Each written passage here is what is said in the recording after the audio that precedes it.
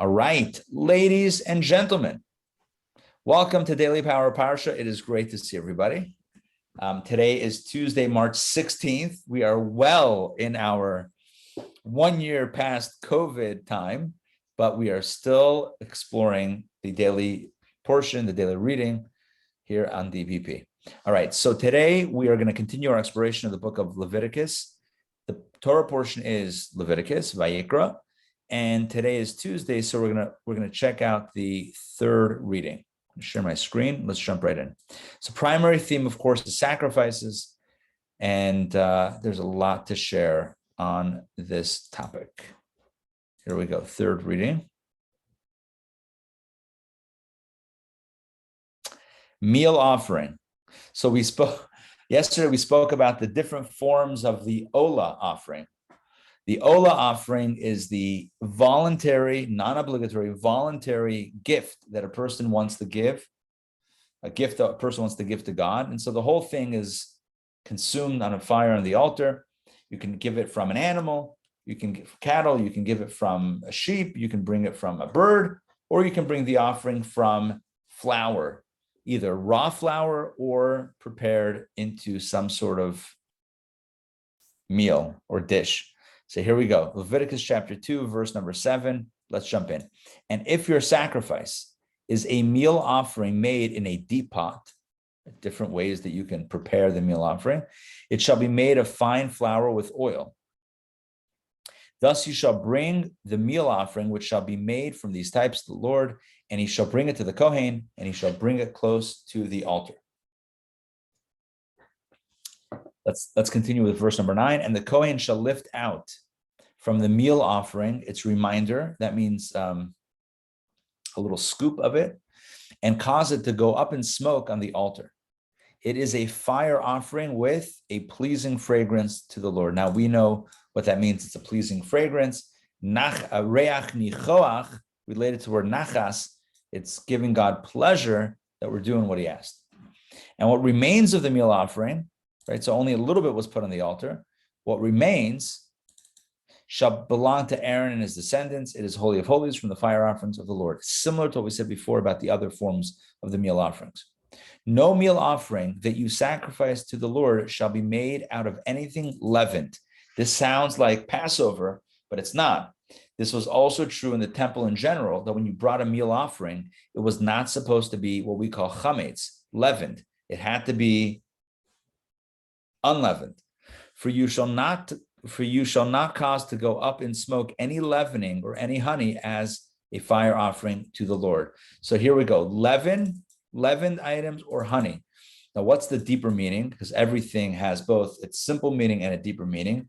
Spiritually, anything that's leavened is evocative of ego, right? Think of something that's flat versus something that's puffed up, right? So think about matzah. I'm just going to stop sharing so I can see everybody. So think about the difference between matzah and bread, challah, right? So challah has dimension to it.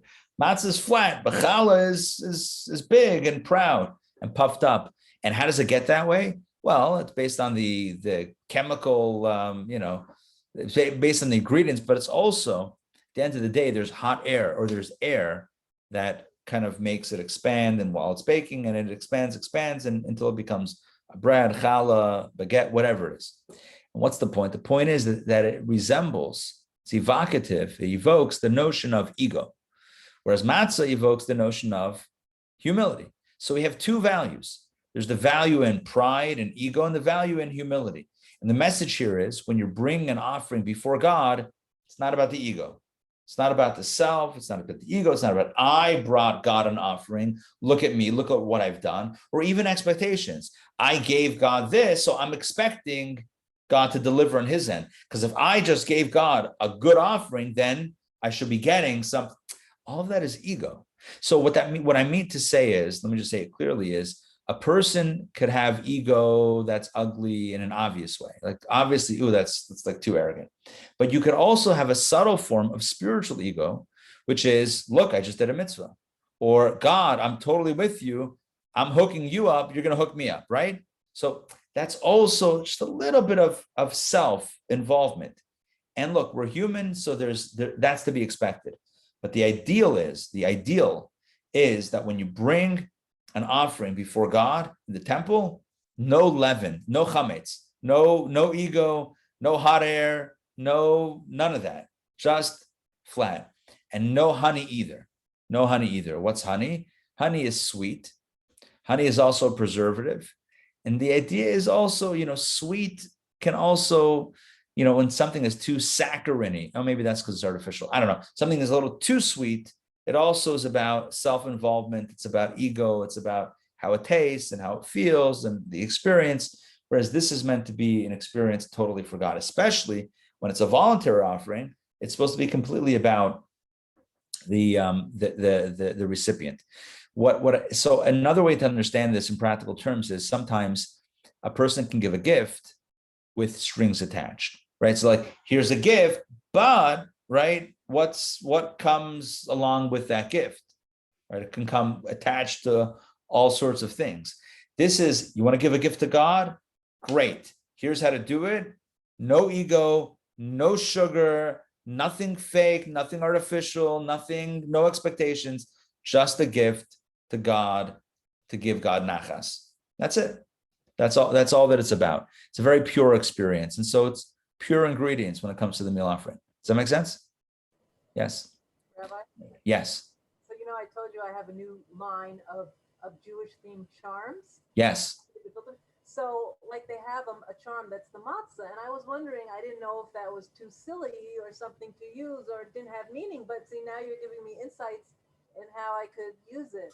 The matzah, especially in Kabbalah, the matzah is highly significant. I mean, one of the names of Passover in the Torah is Chag HaMatzot, the festival of the matzah. So matzah is super significant. Now, typically in reference to Passover, the idea is that when we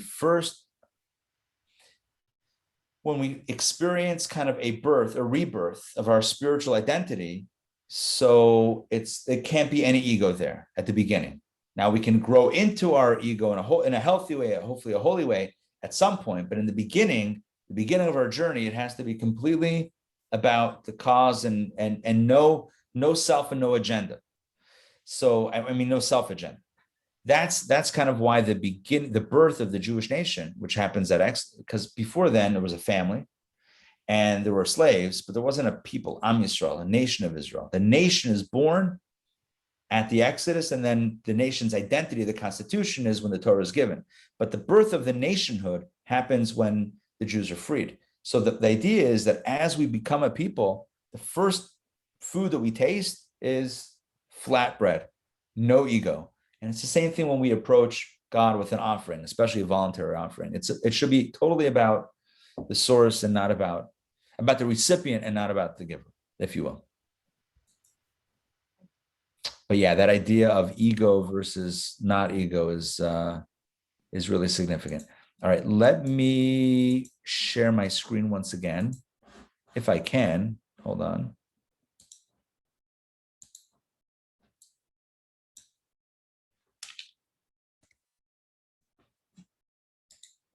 Uno momento, por favor. Here we go. You didn't know I speak other languages. All right. Now I found it. Some technical sharing challenges. All right. Give me a second. Can you guys see the Torah reading? Did it come up? All right. Awesome. Good. So we read about the prohibition against chametz, literally chametz. What we use as a word on Passover for all bread is also here prohibited on the altar, and also honey. Okay, let's continue. Now, here we go with another offering. However, you shall bring them as a first fruit offering to the Lord. Nevertheless, they shall not go up on the altar as a pleasing fragrance to the Lord. So, however, means that you are allowed to bring leavened items along with the first fruit offerings to God, but they're not allowed to go onto the altar. So when on the altar is only the is only the unleavened. Let's see Rashi. However, take a look at this. However, so it's kind of like the Torah saying, what can you bring from leaven and honey, from chametz and honey? The answer is a first fruit offering, namely the shtei alechem, the 2 loaves of bread brought on Shavuot. On Shavuot, which is the anniversary of the giving of the Torah, they would also bring specific holiday offerings, and amongst them were 2 loaves of bread, which come from leaven, right? That is chametz. 2 loaves of bread are definitely not matzah. As it is said, they shall bake it leavened, right? So that's number 1. So chametz, leavened item, was brought on Shavuot with the first fruit offering. And number 2, bikurim, first fruits, which contain dvash, honey.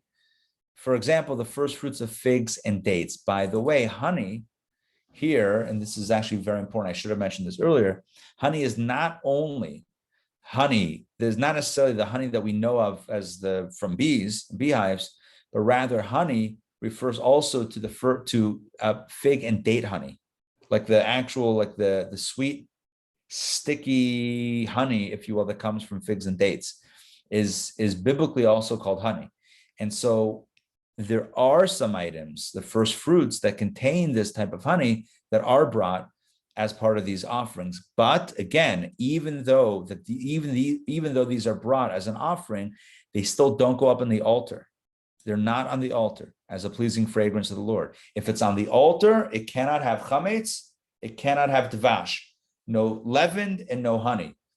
Do leaven and honey have a place in the temple? Yes, there are offerings that include that, but it does not go up on the altar. The altar is a very specific context, and very specific items are allowed and not allowed. Let's continue. Oh, look at this one. And you shall salt every one of your meal offering sacrifices with salt. In other words, put a lot of salt on the sacrifices. And you shall not omit the salt of your God's covenant from being placed upon your meal offerings. You shall offer salt on all your sacrifices. If you're paying attention, salt appears here 4 times. Salt, salt, salt, salt. Number 1, you shall salt. You shall offer it with salt. Don't omit the salt, and once again, offer the salt. So there's a big focus on putting salt on the offerings. Why? So God refers to, or the Torah refers to salt as the salt of God's covenant. If you recall, all the way back on day number 2 of creation, God separated the upper waters from the lower waters. Water was just one entity. God said, no, we're going to have lower waters, lakes and oceans, etc., and we're going to have upper waters, which is the firmament. I don't know if I can tell you exactly what that means, but upper waters, maybe spiritual waters, whatever. And so the lower waters turned to God and said, it's not fair. We got left behind here on earth.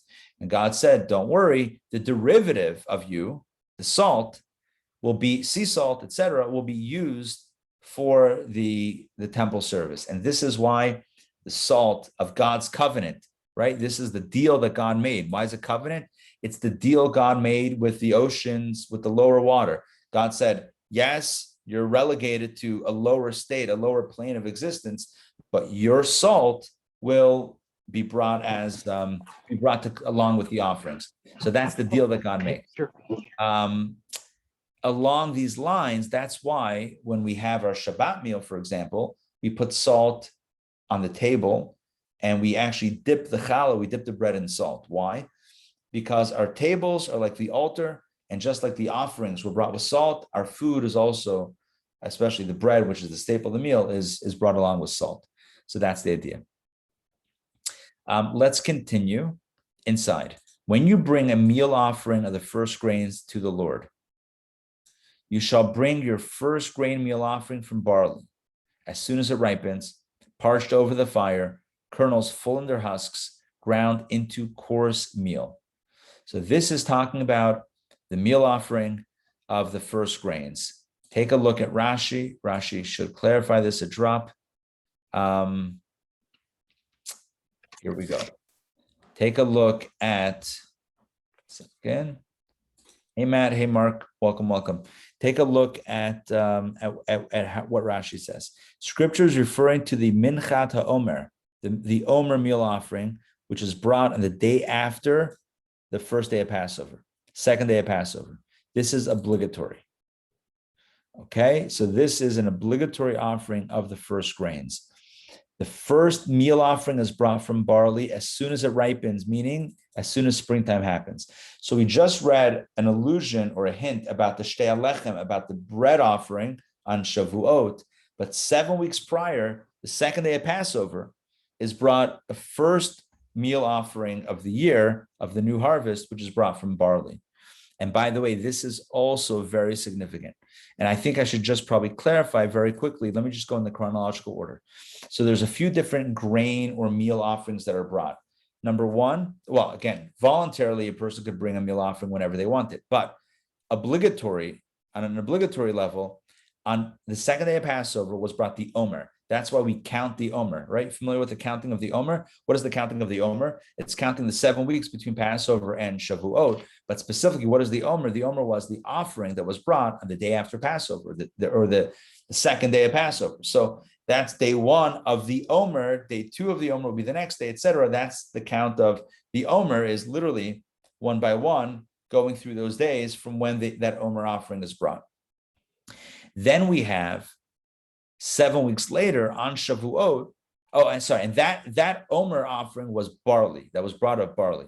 And then 7 weeks later, wheat was brought in the form of bread. Shtei alechem, 2 loaves of bread made from wheat, were brought. And the Kabbalists note the progression from barley on Passover to wheat on Shavuot.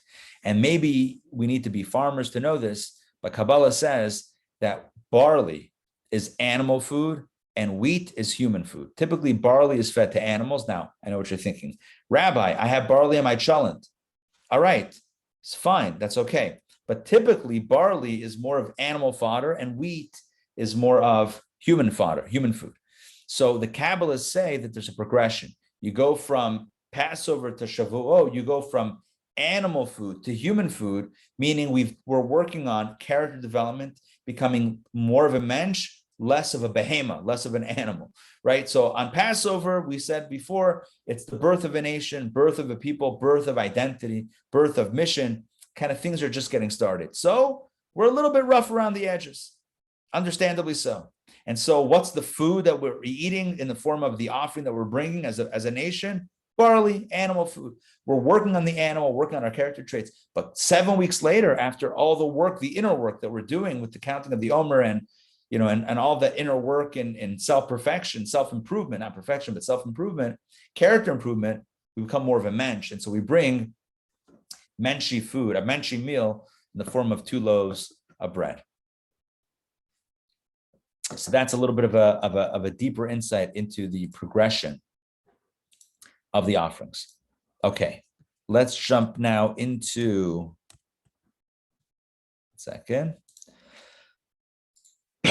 excuse me. Let's jump back into the text. So when you bring the Omer offering, it's barley. As soon as it ripens, parched over the fire, kernels full in their husks, ground into coarse meal. So that's how you would prepare it when you bring it on Passover, or the second day of Passover. And you shall put oil onto it and place frankincense upon it. It is a meal offering. Then the Kohen shall cause its remainder, again, a scoopful, to go up in smoke on the altar, taken from its coarse meal and from its oil, with all of its frankincense. It is a fire offering to the Lord. And I just want to show you a little bit of a depiction of what that scoop looked like. Here's an actual photo. No, I'm kidding. It's an illustration of what that scoop full was like. Look. Give me a moment. It could look like, like somebody saying radical dude, like people used to say. But take a look. Can you see that? Yes, you see the hand with the 3 fingers, like folded. So that fold is its translation. The 3-finger fistful. It's not really a fistful if it's only 3 fingers, but whatever, right? Boom, right there. Yeah, it's called the komets, not a komets. That's a vowel. The kometz is 3-finger fistful. So imagine a pile of flour, right? Just a bowl of flour, and you take your hand, you put it. I'm not suggesting you do this. It's a little bit whatever. Wear gloves. Fine. You put your hand in the flour and you grab it like this, right? So all you're holding is the amount of 3 fingers, right? Everyone should be doing this now. I'm kidding, but or not, right? You got, yes, good. You scoop it, and then the Kohen would do that, and then take it and place it onto the fire on the altar. And if you take flour and you drop it onto fire, it's going to create smoke. That's what happened. So that's what happened. Yeah. And that also became like, cool, dude, I think a thing, right? The DPP inner signal. The DPP, yes, this is the secret handshake. This is the secret handshake. DPP, yes, this is how we roll. Also looks like an alien with antennas, if that was an alien head. I'm just saying. The Texas football team, so they got it from us too. Wait, are the Longhorns, they do this? Well, something like that. Yeah. They got it from us. Yeah. Well, it's not a problem. Sharing is caring. We're totally cool with sharing. Just make sure to write the source, right? Leviticus chapter 2. Not a big ask, a little ask, but that's the deal. All right. So that is about the Omer offering. And again, I think it's really important to mention that the Omer offering was essentially obligatory. We're in the middle of voluntary offerings, but because we mentioned the voluntary meal offering, i.e. the flour offering and different forms of that, so the Torah also mentions, oh, by the way, there's the Omer offering, which you're going to need to do. And again, the counting of the Omer means the count that we count each day from when that Omer offering was brought. It was brought on the day after the first day of Passover, the second day of Passover. So just to give you like context. So this year, Passover is on Saturday night, Sunday. So first day is Sunday.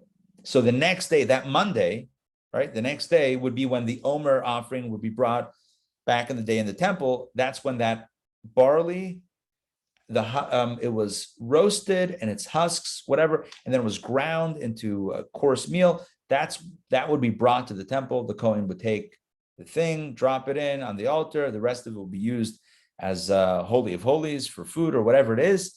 And otherwise, that would be the day 1 of the counting of the Omer. And then you would continue on from there until you get to 49. And day 50 is the holiday of Shavuot. All right, so that's it for today. So in summary, what do we do today? We spoke about meal offerings. We also shared the notion of avoiding the chametz and also sweetness, although we like sweet, but sometimes too sweet is too sweet, right? Especially when it's about kind of sublimating self. It's not about me, it's about God in that experience. So it's not about self-awareness. It's not about ego, or even it's not about taste. Oh, taste sweet. It's not about taste. It's about giving. It's not getting. We spoke about that being also the theme of Passover.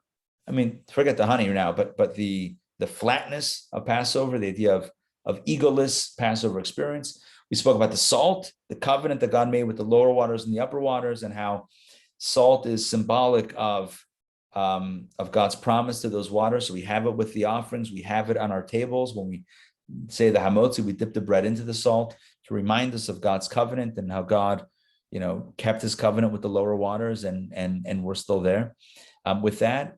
And of course, we spoke about the exception to those rules of the offerings, where we have the bread and the honey brought on Shavuot, and backed it up with the offering of the barley, the Omer of barley on Passover. And the Kohen, the priest, took barley. There was barley any that he could get. Are you with me? Barley.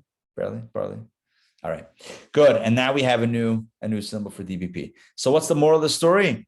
We go from barley to wheat, from an animal to a mensch.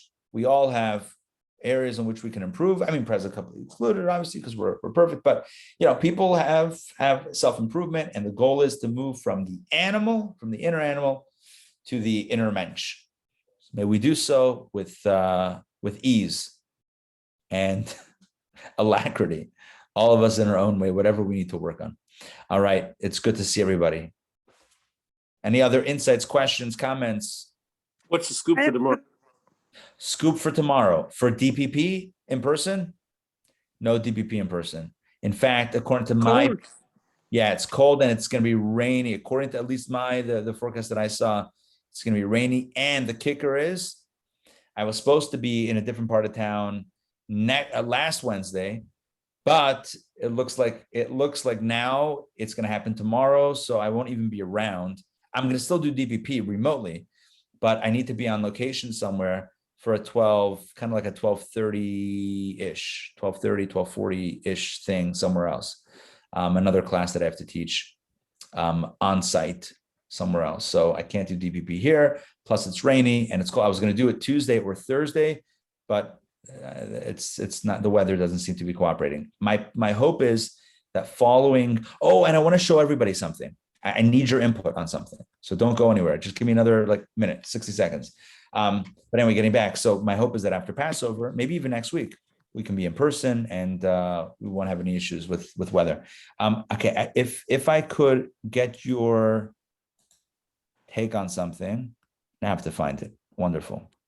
I have a question in the meantime. So Yes. This year with the Pesach starting on Saturday night, can we have the challah on Shabbat? Oh my gosh, that is an excellent question. Thank you for asking it. It's such an important question. Basically, it's a little bit complicated. So hear me out. You have to finish eating. Okay, it's complicated because of a Shabbos, goes straight into Passover. So the fast of the firstborn is going to be on Thursday. There's a fast of the firstborn because God spared the Jewish firstborn. So out of recognition, so the firstborn fast, usually the eve of Passover, but because the eve of Passover is Shabbat, so we don't do Shabbat. And we don't want to back it up to Friday because why back it up to Erev Shabbat? So we back it up all the way to Thursday, the 25th. Right? Is it only for men? Boys? Yeah, only firstborn men. Yeah. So, but there's a way out of it. If you attend a siyum, which is a conclusion of study of a tractate of Talmud or Mishnah, you don't have to fast. So there's a way out because it's a simcha, it's a joy. So typically that's done. So that's the fast of the firstborn is bumped all the way back. Again, Shabbat, Saturday is Erev Pesach because Passover starts Saturday night. So Shabbat is Erev Pesach, but the eve of Passover. But because of Shabbat, we don't fast, and then we don't push it back to Friday either because how did Friday get a fast day? So you bump it back to Thursday. So that's that. Then Friday, you can't burn the chametz either on Saturday because you don't light fire and burn things on Shabbat. So you burn the chametz Friday morning. And then you have to finish eating chametz, you ready? By 11:37 a.m. Get this. So what's done is davening Shabbat morning is early. You daven like 7 a.m., 7:30 a.m., latest 8 o'clock. You get through davening quickly. You go home or whatever it is, right? You have your Shabbat meal. You say Kiddush. You have your lunch in the morning, right? Breakfast, lunch. You do Kiddush. You do the motzi over challah. You eat all the challah. That's it. By 11:37, you cannot have any more challah. If you can't eat all the challah, you take it, you break it into crumbs into your toilet, and you flush it because you cannot destroy it any other way. You cannot light it on fire on Shabbat. You can't light fire and burn stuff on Shabbat. So the only way to get rid of it is through the sewer system. You're going to ask me, what do they do before indoor plumbing? I have no idea. But this is the way that we do it today, is we eat it by, again in Atlanta, 11:37. All the challah has to be gone by then, either eaten or flushed, but that's it. Now, you could still eat, but no more leaven stuff for a week and a day-ish. That's it. That's a great question. It's very important because it's Shabbat, so we're like challah, obviously, but we still have that time, that hard stop at 11:37. So that's why Chabad in town, for example, I think Rabbi Shimon was talking about starting 7:30 or 8 a.m., which we usually start at 10 a.m. nowadays. So that's like, so if we started at 10, we end at 12, guess what's not happening? Challah. Oh, here's the kicker. You can't have matzah either. You couldn't have matzah because you're supposed to have your appetite anticipating the matzah. You're not supposed to taste matzah. Many have the custom for 30 days before Passover, Yeah. right? Let alone the day before. So we couldn't do it later, wash for the motzi and eat matzah instead, because that's jumping the gun. That's like, spoiler alert. It's like the matzah, we don't want to open those boxes until the night, until the Seder. So no matzah, can't have the challah after 11:37. So you got to daven early and knock everything out. It's going to be a fast davening. Be a quick, no sermons. It's going to be like, you got to get home. We got to eat the meal. That's the deal. I'm sure that that's actually not a bad thing in general. Kidding. But anyway, I digress. So that's that. There are some interesting nuances because of the setup, Saturday night Seder. But that's a major one. And so also challenge is that Shtisel is coming on Thursday night or first day. We'll have to binge watch. Then, after. We'll have to I don't think it's a challenge. Either pull all night out or gonna have to wait until Tuesday. Monday night. Yeah, we'll figure it out. By the way, usually what's interesting about this year is usually all three things happen on the same morning. It's the fast of the firstborn, and then the out of the, the siyum, you hear a conclusion of a tractate so you can eat. So that happens that morning, usually Erev Pesach. There's the burning of the chametz and the finishing of the time of eating. This year it happens 3 different days. The fast of the firstborn is on Thursday. The burning of the chametz is on Friday, and the hard stop time is on Saturday. You with me on that? Because it's Shabbat, so it's 3 different days. Usually it's the same morning. Now it's 3 different times, but the same morning. Now it's 3 different days altogether. And can you cook on Pesach this year? Or? Yes. Yes. On Pesach you can cook. After Shabbat you can cook. Not a problem. Yes. On holiday, you can cook. And we learned it inside in DPP. We've learned those verses inside that talk about regarding the holidays, that no work should be done with the exception of what's needed for food. So essentially, cooking is permitted on holidays, not on Shabbat. So for Shabbat, you got to prepare that before, Thursday, Friday, whatever. But on the holiday, Saturday night, Monday. you have to keep a fire on or whatever. I mean, you got to figure out how to do that. There are ways to do that, but essentially, no fire. Okay. Yeah. Now, one other thing to note, which is important, and that is that the food that you prepare for Shabbat, for let's say Shabbat day, has to be kosher for Passover after 11:37, right? It's not just the challah, but crackers or pretzels. Again, all like if I'm just thinking for myself, my own kids or whatever, whatever snacks they might have Shabbat afternoon have to be of the kosher for Passover varietal this year, because although Passover has not started yet, after 11:37, it's got to be Passover friendly foods. So what we're planning on doing this year essentially is having a kosher for Passover Shabbat meal Friday night and Saturday morning, with the exception of challah. Like everything is going to be kosher for Passover, right? Everything is going to be Passover friendly, with just an added tweak of challah, which we'll eat kind of like away from everything else, lest crumbs infiltrate our clean space, because that would be terrible after all that cleaning. So we would eat like the challah Friday night and challah Saturday morning, whatever's left, right? We flush, and then everything else is kosher for Passover. It's advisable to have new toothbrushes for Passover. There's a lot of stuff. By the way, I'm doing a Passover prep class, prepping for Passover, right? Sunday evening. What time? I'm asking you what time it is. Meanwhile, I should know this. What time is it Sunday? It's on our website already. Prepping for Passover, 7:30 p.m. Look at that.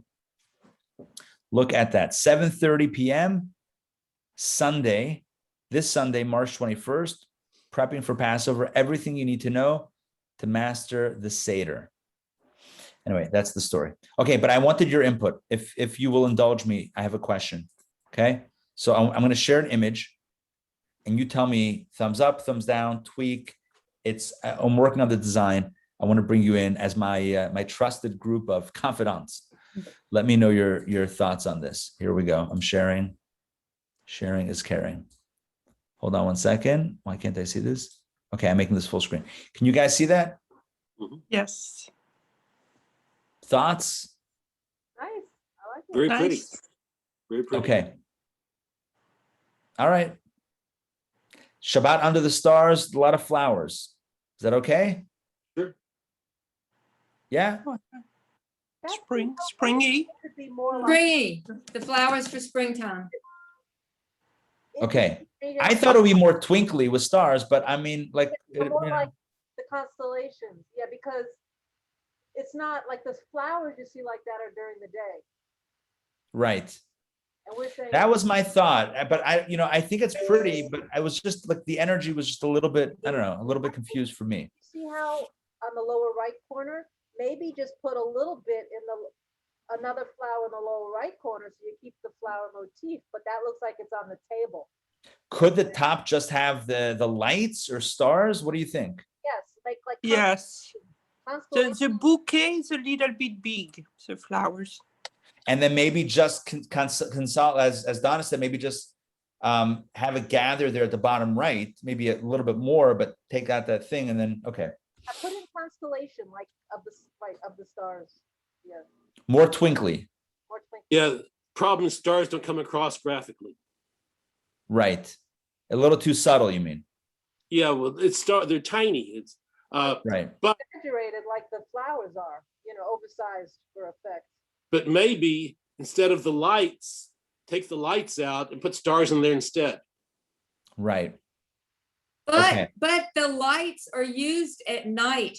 That's the kind of lighting you usually Yes. have when you're sitting Yeah, I outside in like the the evening. light.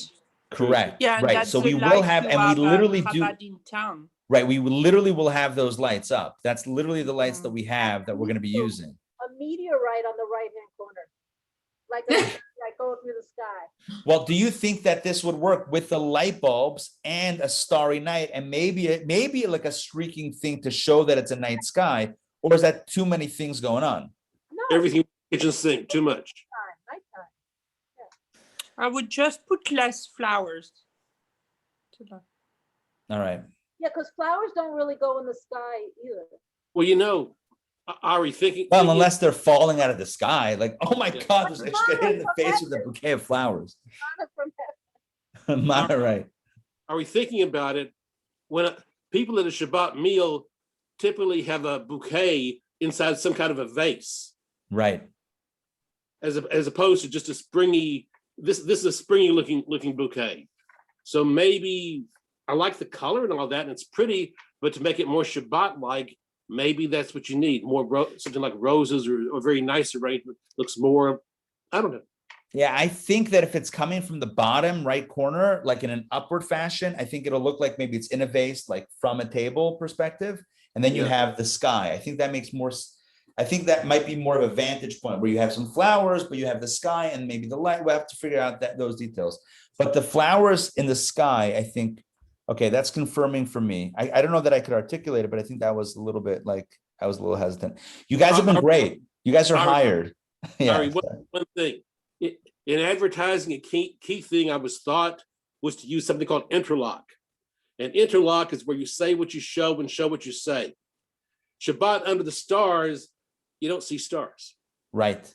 You see lights, you see flowers. So what the critique I would hear was, well, it's very pretty, is the flowers steal the show.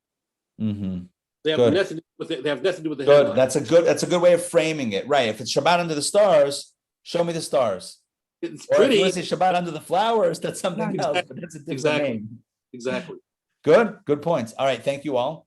I'm not gonna keep you longer on unpaid consultation, but I appreciate I appreciate You're your getting my bill. feedback. What are you talking about? What's that again? But I all love right, it. don't. By the way, just so you know, we're doing this Shabbat under the stars. Everybody will get flowers thrown at them, so just be careful because you never know when a flower is gonna smack you upside the head. But we have an incredible menu that I'm working on with our caterer Ellie Brofman EB, and it's going to be outdoors. It's going to be gorgeous. It's hopefully the weather will be gorgeous. That's the plan. Just letting everybody know, right? That's the plan, and I'm excited to get back for a Shabbat meal. But Ari, I hate to say this. Yeah. But because of the problems of the Shabbat meal this year, this would have been before Pesach, this would have been a fantastic year to have had a dinner then. Don't worry about. In other words, yes. Don't Agreed. worry about your house. Make it ready for come to Chabad. Keep your house Passover friendly. Come to Chabad. We'll have all the matzah and then we'll just shovel into the belt line. Yeah. It would have been nice. Yeah. Good point. Donna, yeah. I was gonna say, if you make the stars, if you include constellations, like not just random stars, but like the zodiac constellations, then that's Right. the mazel. Yeah. Right. To have a more mystical theme. Right. I'm gonna reach out to her. Let's see what she can pull off. That also might evoke the stars a little bit more. You've got the moon too. You could throw in there. I guess that goes along with stars. Yeah. No additional charge. We'll throw in a moon. Why not? Moon, yeah, it makes it easy because stars are tiny. Cool. All right. Awesome. Thank you all. I appreciate it. Have a wonderful day. And tonight, I don't know that there's anything by us tonight. Tomorrow, DPP. Tomorrow night, Torah studies, and the week rolls on. All right. We'll see you all. Take care. Be well. Thank you. Thank you, Rabbi.